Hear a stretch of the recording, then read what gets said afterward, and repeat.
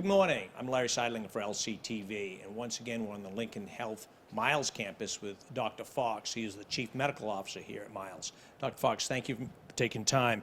I know that you wanted to begin by talking to our viewers about the importance of not putting off important care during the COVID-19 pandemic. You want to? Yeah, thanks, Larry.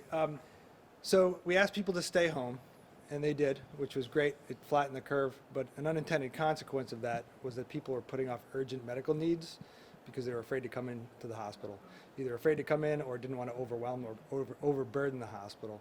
So in doing so, they put themselves at risk.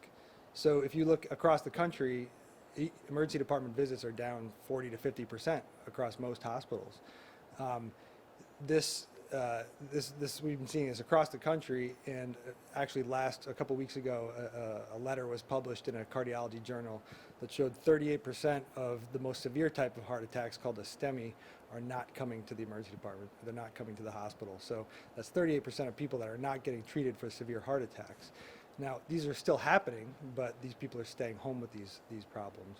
So we want to make it clear that if you have concerning symptoms, that you should come to the emergency department, come to the hospital to get evaluated for things like heart attacks, strokes, anything that's feels like it's a severe change in your symptoms or a new symptom that needs investigating.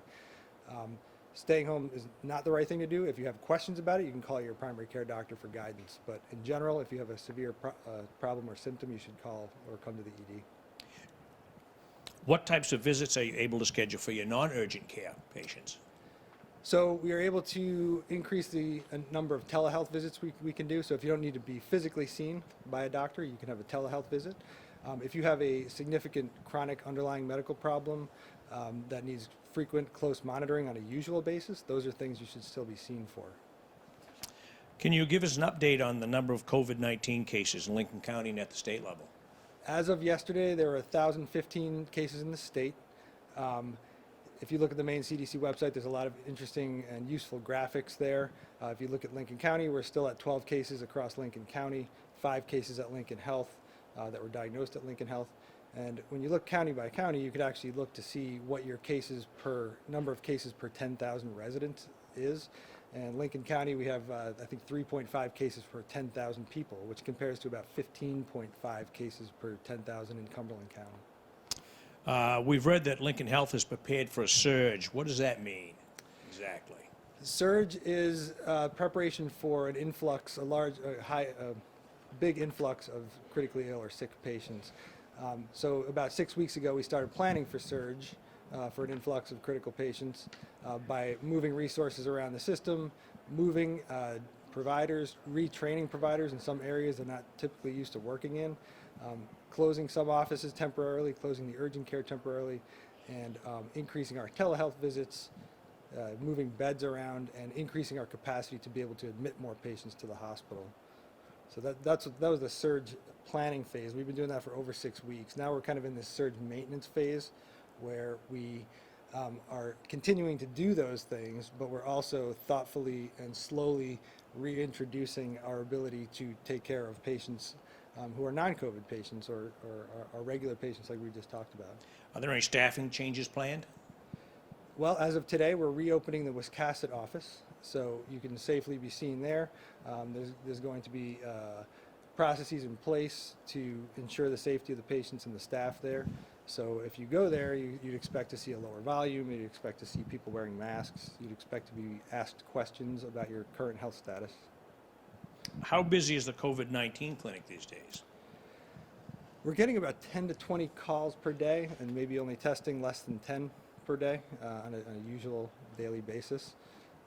That's kind of the way it's been, but we're still keeping the clinic up and running throughout the week. One of the big questions we have from our viewers at home is how are your supplies and testing kits holding out? With respect to PPE and testing kits, things are adequate right now. Any further information about expanding testing or antibody testing availability? No further information right now, but I would say that there are several manufacturers of antibody tests out there on the market, and it's kind of buyer beware. So you have to be careful about what the sensitivity and specificity of those tests are, basically the quality of those tests. Because you don't want to roll out an antibody test that has a lot of false negatives or a lot of false positives, because it doesn't give you meaningful information. So not only do you have to have a good test, but you have to know what to do with the results. So if you have a patient who tests positive, what do you do with that result? You know that they maybe were exposed to a coronavirus, but maybe they weren't. Could be a false positive test. So do you quarantine that patient? How do you do contact tracing? So these are all questions that you would want to ask any provider that's offering antibody testing. And Dr. Fox, is there anything else you'd like to share with the viewers this morning? No, I think that's it. You've done it. Thanks. Okay, from the Lincoln Health, I'd like to thank Dr. Fox, the Chief Medical Officer here at Lincoln Health. And folks, I'd like to ask you to join us tonight at 8 o'clock as Marvin Nesbitt sits down with Bill Karen, the CEO of Maine Medical, and Jim Donovan, the president of Lincoln Health, as she has a one-on-one conversation as we celebrate a week of Lincoln Health. So I'm Larry Seidlinger for LCTV. We thank you for watching, and we'll see you back here next time.